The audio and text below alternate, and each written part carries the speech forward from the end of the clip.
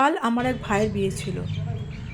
তো সকালবেলা আমি গঙ্গার ঘাটে গিয়েছিলাম, বাড়ির সামনে যেহেতু গঙ্গা, সেগুলোরও কিছুটা ভিউ আপনাদের সাথে শেয়ার করলাম, সাথে জার্নিটাও শেয়ার করলাম। অবশ্যই জানাবেন কেমন লাগলো বা না লাগলো।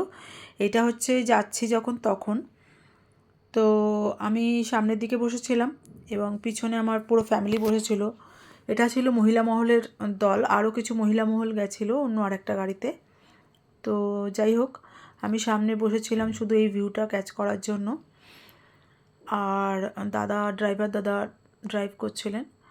যেহেতু জার্নিটা অনেকটা বেশি, দূরত্বটা অনেকটা বেশি, তাই জন্য খুব মনোযোগ দিয়ে দেখছিলাম যে কোন দিক দিয়ে যাচ্ছেন, কোন দিক দিয়ে যাচ্ছেন না।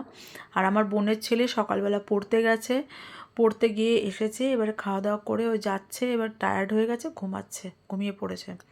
আমার মা, দিদি, বোন ওরা সবাই পিছন দিকে বসে আছে, বোনের শাশুড়িও আছে।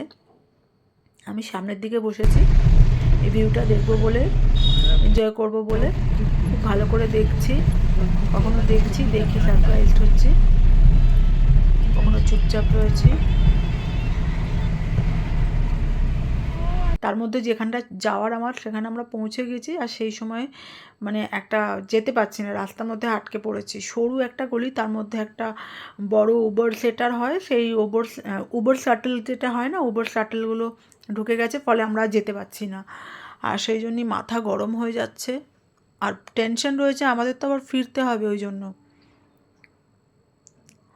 ঠিক আছে, অবশ্যই জানাবেন কেমন লাগলো না লাগলো। নমস্কার, গুড নাইট, টাটা।